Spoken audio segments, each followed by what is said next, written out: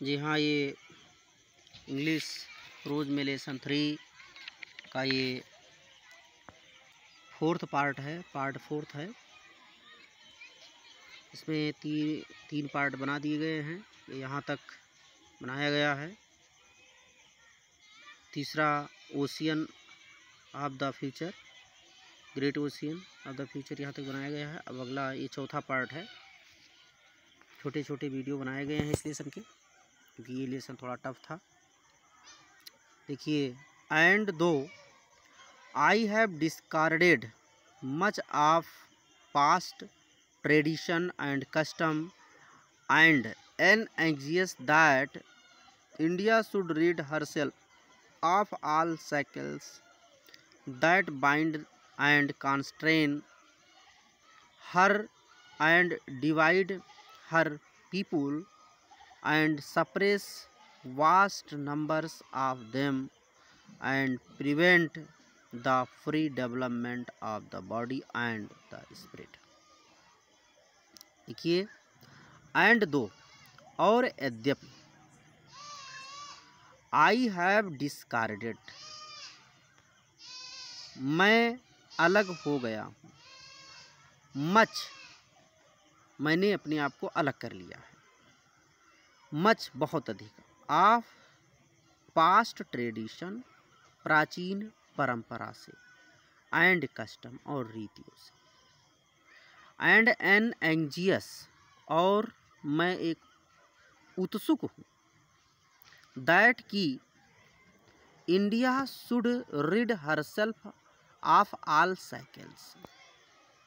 कि भारत भी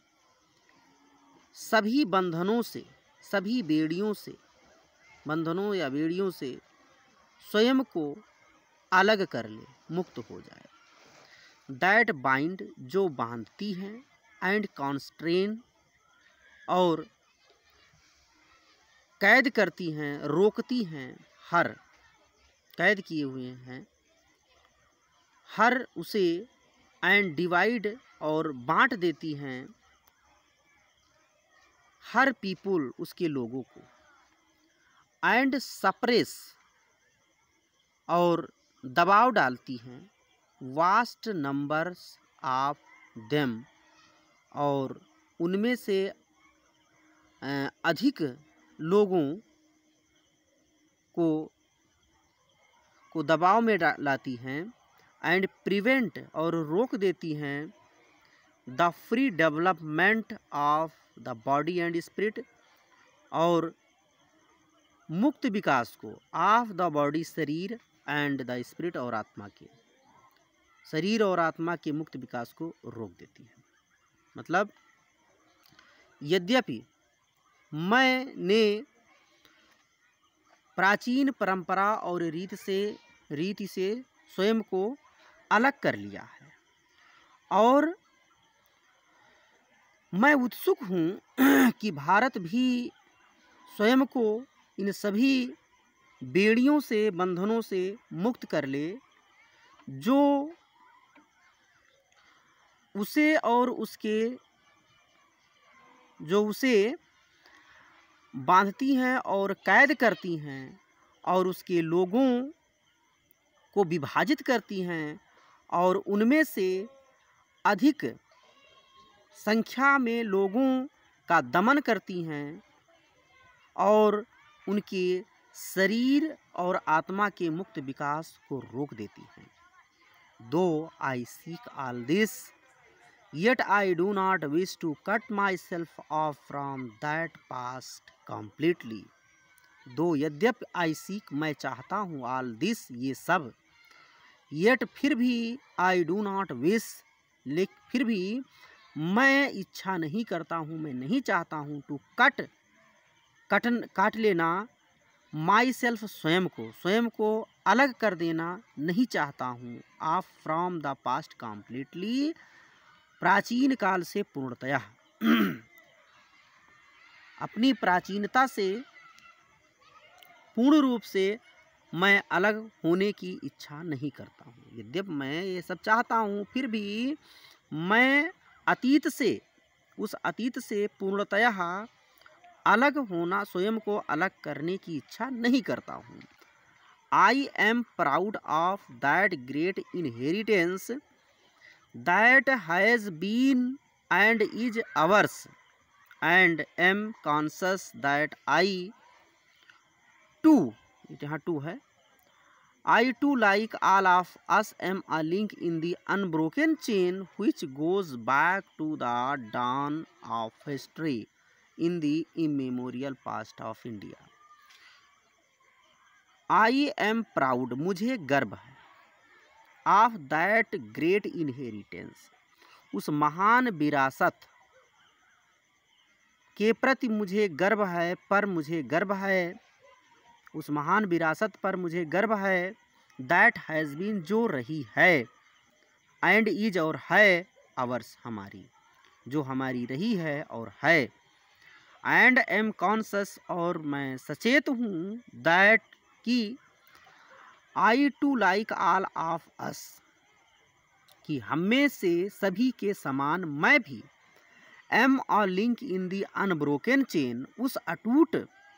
श्रृंखला का मैं एक कड़ी हूँ, which goes back to the dawn of history, जो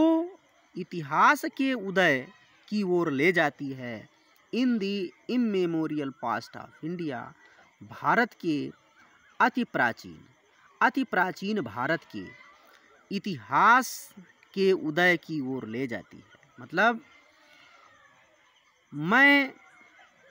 मुझे उस महान विरासत पर गर्व है जो हमारी रही है और है, और मैं उत्सुक हूँ, सचेत हूँ कि मैं भी, मतलब मैं जानता हूँ कि मैं भी हम सभी लोगों के समान उस अटूट श्रृंखला का कड़ी हूँ जो अति प्राचीन भारत के इतिहास के उदय को ले जाती है। That chain I would not break,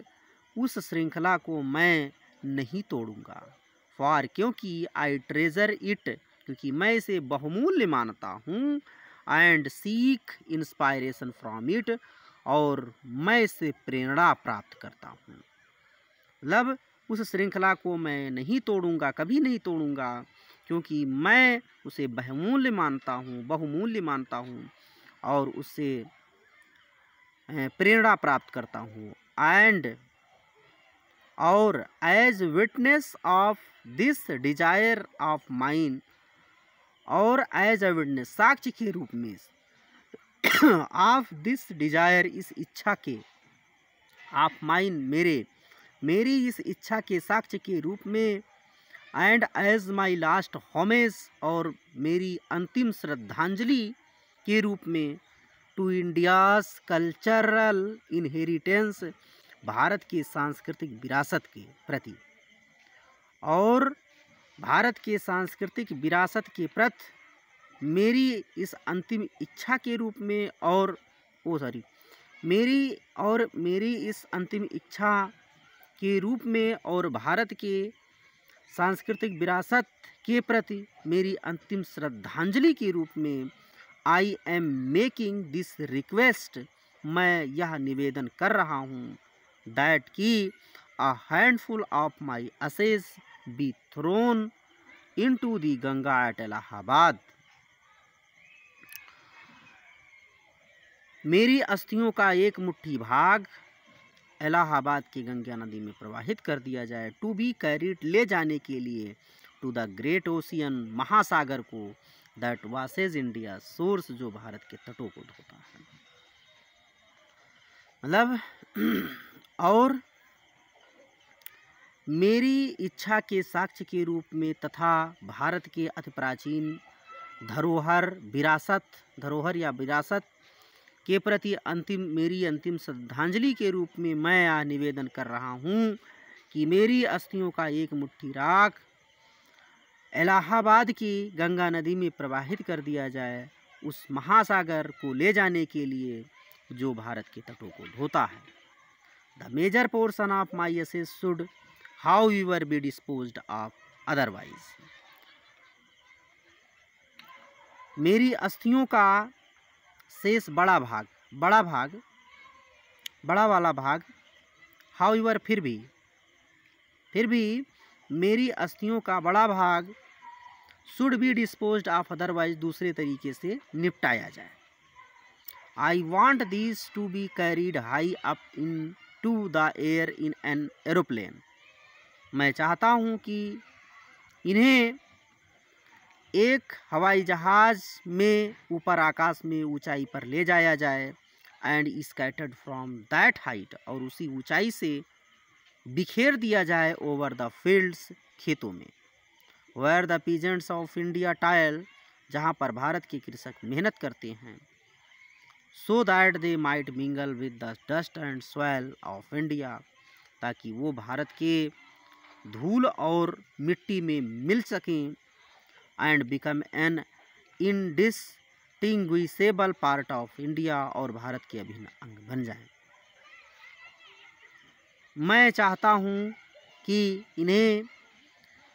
एक हवाई जहाज़ में ऊपर आकाश में ऊंचाई में ले जाया जाए और उन्हें